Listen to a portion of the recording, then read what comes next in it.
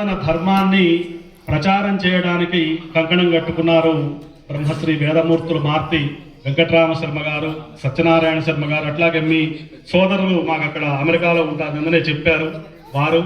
కాబట్టి ఇది ఒక అద్భుతమైనటువంటి సభ.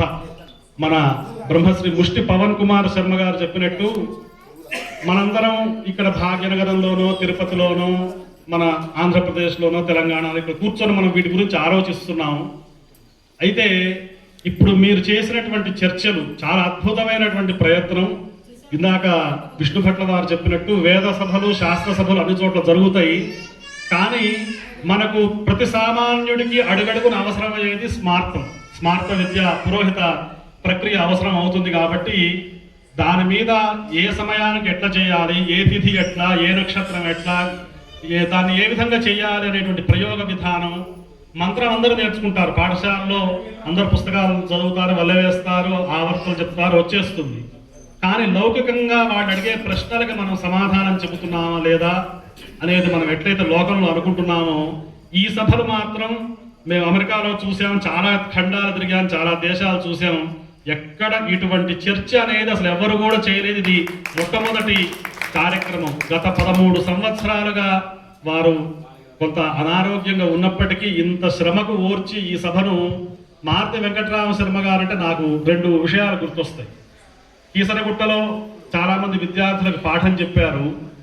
అదే కాక వారు ఆ పాఠ్య వత్సరానికి ఆ సిలబస్ మొత్తం తయారు చేశారు మన కీసరగుట్ట పాఠశాలలో పనిచేసినప్పుడు. నేను ఇప్పటికీ అమెరికాలో చాలామందికి మేము ఇక్కడ పాఠం చెబుతూ ఉంటాం.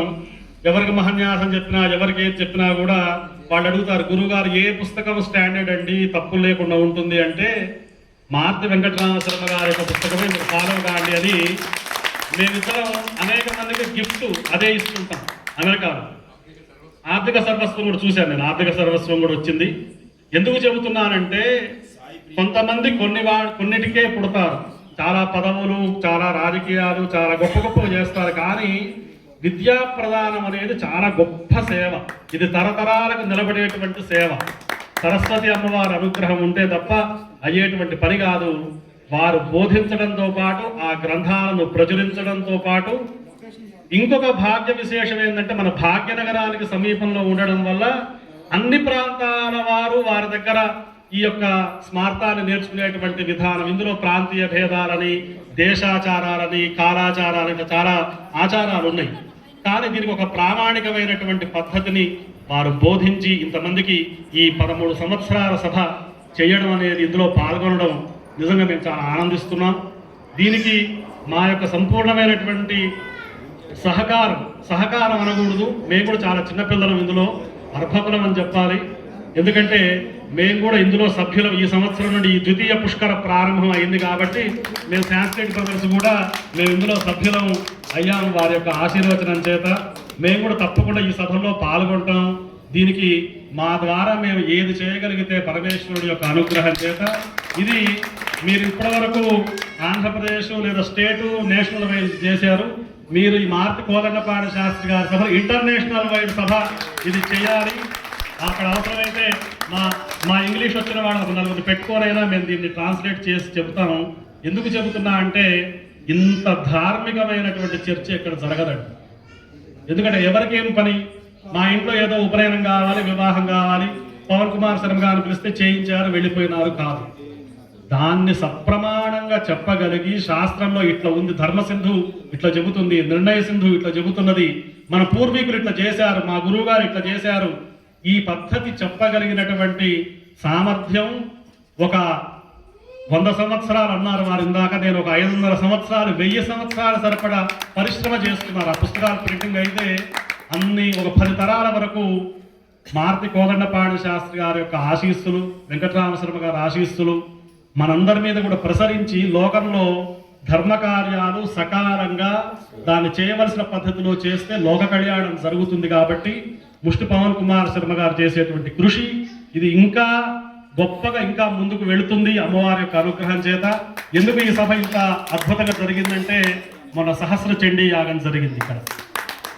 ఇంకా గొప్ప విషయం ఏమిటంటే ఈ సభా వేదిక ప్రారంభం ఎవరి చేత జరిగిందండి అంటే సాక్షాత్తు శారదా అమ్మవారి స్వరూపులు శ్రీ శ్రీ శ్రీ విధుశేఖర భారతీ స్వాముల వారు ఇక్కడ అడుగుపెట్టారు మొన్న 2 నెలల క్రితం శృంగేరి పీఠాధిపతులు.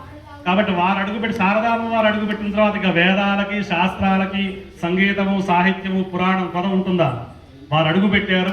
అందుకని ఈ సభ ఇంత చక్కగా జరిగింది. మీ అందరి యొక్క కృషి. అట్లాగే మన రామభద్ర క్షేత్రం గురించి 2 మాటలు చెబుతాను. 2017వ సంవత్సరంలో మా పండరి సంతోష్ కుమార్ శర్మ మా నాన్నగారి దగ్గర చక్కగా ఒక మంత్రం తీసుకున్నాడు. మా అన్నయ్య దగ్గర సంస్కృతం చదువుకున్నాడు. మా ఇంట్లో పిల్లగాడని మేము అనుకుంటాం. ఇప్పటికీ ఇంత సాధించినా కించిత్ గర్వం లేకుండా ఇక్కడ ఒక చెట్టు మొక్క పెట్టాలన్నా అమెరికా ఫోన్ చేస్తాడు, ఒక మొక్క తీయాలన్నా అమెరికా ఫోన్ చేస్తాడు. అన్నా మీరు చెబితేనే నేను చేస్తాను అంటే ఆయనకు మా మీద ఉన్న నమ్మకమే తప్ప మాలో గొప్పతనం కాదు. చక్కగా ఆ సుందరకాండ చేసి ఆంజనేయ స్వామి అనుగ్రహం చేత ఈ రావి చెట్టు 500 సంవత్సరాల క్రితం రావి చెట్టు. ఆ ఆంజనేయ స్వామి ఈ కంఠం వరకు భూమిలోనే ఉంటే అది ఎవరి వల్ల కాలేదు తీయడానికి. అప్పుడు ఆ స్వామి దగ్గర పారాయణం చేస్తే స్వప్నంలో ఆదేశం అయ్యి 108 బ్రాహ్మణోత్తముల చేత 108 సార్లు మన్యు సూక్తం 108 కలశాల చేత ఆవు పాలతో అభిషేకం చేస్తే ఆ ఆంజనేయ స్వామి ఒక చేత్తో పడితే లేచినట్టుగా లేచి కూర్చున్నాడు. ఇక్కడ ఉన్నటువంటి ఆంజనేయ స్వామి ఆయనే క్షేత్రపాలకుడు రామభద్ర క్షేత్రాలు. అట్లాగే మూలస్వామి రామచంద్ర స్వామి భద్రాచలంలో లాగా వామాంక స్థిత జానకి పర్లసత్లాగా ఉన్నటువంటి స్వామి ఆ యంత్రం కూడా భారతీ తీర్థ మహాస్వామి వారు ఇచ్చారు. అది దాదాపు 11 కేజీల వెండి యంత్రం, దాని మీద శ్రీరామ పట్టాభిషేక యంత్రం. అవి శృంగేరి తీసుకుని వెళితే స్వామివారు అందులో కొన్ని అక్షరాలు చూపించారు.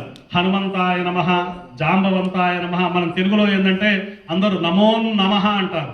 సంస్కృతం వచ్చిన వాడికి వెంటనే అది అపశబ్దంగా వినబడుతూ ఉంటుంది. నమో నమః అని అనాలి. అయితే మేము ఇప్పుడు ఈ తప్పులు పట్టుకునే స్థితిలో లేము. మేము ఇవన్నీ దాటి ఎక్కడో ఉన్నాం కాబట్టి కనీసం అదన్నా పలికాళ్లే, రాముడులో రాడు అని రాసినా కూడా పర్వాలేదు అని అనుకునేటువంటి స్థితిలో మేము ఉన్నాం వేరే దేశాల్లో ఉండడం వల్ల. కానీ అది శిష్టాచారం కాదు. భారతీ తీర్థ స్వామి వారు ఆ యంత్రాన్ని సరిదిద్ది ఇస్తే ఇప్పుడు బోధన నారాయణ శర్మ గారు వచ్చారు. అలాగే పట్టూరి మాణిక్య సోమయాజులు గారు, మన కాసుల చంద్రశేఖర్ శర్మ గారు అందరూ ఆ రామ పట్టాభిషేక యంత్రం భారతీ తీర్థ స్వామి వారు ఇచ్చిన తర్వాత మా ఇంట్లో 41 రోజులు పెట్టుకొని సంపూర్ణ వాల్మీకి రామాయణ సంహిత దాన్ని పారాయణం చేసి దాన్ని ధారాదత్తం చేయడం జరిగింది. ఆ తర్వాత ఈ యంత్రాన్ని ప్రతిష్టాపన చేయడం జరిగింది. ఇది ఈ క్షేత్రానికి ఉన్నటువంటి మహిమ, మాహాత్మ్యము, జగద్గురువుల అనుగ్రహము. అలాగే 2 సంవత్సరాల క్రితం కంచి స్వామివారు, కాంచీ కామకోటి పీఠాధీశ్వరులు స్వామివారికి వచ్చి గోశాల ప్రారంభం చేశారు. ఇది విప్రక్షేత్రము, విప్ర సదనం. ఈ సందర్భంగా నేను ఒకటే మాట గురువు గారికి చెబుతాను. మీరు ఎప్పుడు ఈ సభలు చేసుకోవాలన్నా కొన్ని చోట్ల వేదికలు దొరకపోవచ్చు, ఎంత ఇబ్బందులు కూడా ఉంటూ ఉండవచ్చు. మా సంతోష్ కూడా ఎక్కడున్నాడో తెలియదు. ఆయన తరపున నేనే మీకు మాటిస్తున్నాను. మీరు ఎప్పుడు సభలు చేసుకోవాలన్నా మన రామభద్ర క్షేత్రం మన క్షేత్రంగా మీరు భావించి మీరు ఇక్కడ ఈ కార్యక్రమాలు చేయాలి. లోక కళ్యాణం కోసం మేమందరం సహకరిస్తాం. మేమందరం కూడా ఇందులో ఒక సైనికులుగా పనిచేస్తామని చెప్పి వినమ్రంగా, నేను ఎక్కువ మాట్లాడదలుచుకోవట్లేదు. ఎందుకంటే మీ అందరిలో చాలా చిన్న పిల్లగాడు నేనే. కాబట్టి ఏదైనా తప్పులు మాట్లాడితే క్షమించండి. మాకు అందరి మీద ఇక్కడ ఉన్నటువంటి సాయినాథ శర్మ గారు వారు వేదం మీద ఎంతో జనార్దనానంద సరస్వతి స్వామి ట్రస్ట్ ద్వారా వారు కృషి చేస్తున్నారు. అట్లాగే పెద్దలు ఇక్కడ ఉన్నారు. అలాగే ఇప్పుడు వారి గురించి చెప్పారు. రామకృష్ణ గారు ప్రతి దాంట్లో ధర్మకార్యాల్లో ముందుంటారని చెప్పారు. అలాగే తుకారాం గారు. కాబట్టి ఇంతమంది ఈ దర్శనం శర్మ గారు ఆయన సామాన్యులు కాదు. ఆయన అనేక ప్రచారాలు మన ధర్మం గురించి.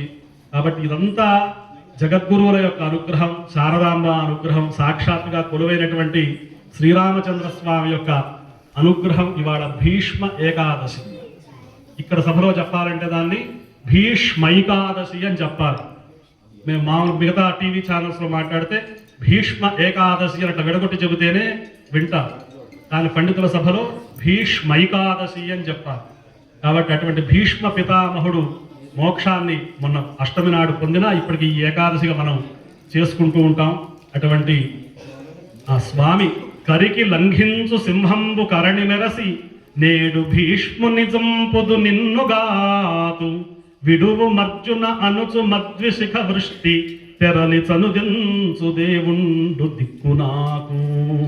అటువంటి కుప్పించి దృష్టి ఎగసిన కుండలమ్ముల కాంతి గగన భాగం వెల్లగప్పిగొనగా ఉరికిన నోర్వక ఉదరంబులోనున్న జగముల వ్రేటున జగతి కదల చక్రంబు చేపట్టి చనుదించురయమున పైనున్న పచ్చని పటము జార నమ్మితి నాడావు నగుబాటు సేయకు మన్నింపు మని క్రీడి మరల దిగువ కరికి లంఘించు సింహంబు కరణి మెరసి నేడు భీష్ముని చంపుదు నిన్నుగాతు విడువు మర్జున అనుచు మద్విశిఖ వృష్టి తరలి చనుదించు దేవుండు దిక్కునాకు. హరయే నమః, శ్రీకృష్ణాయ నమః. స్వస్తి. మీరు తెలుగు భాషలో విన్నారు, ఇప్పుడు సంస్కృత భాషలో మా అన్నయ్యది వింటారు. నమస్కారం.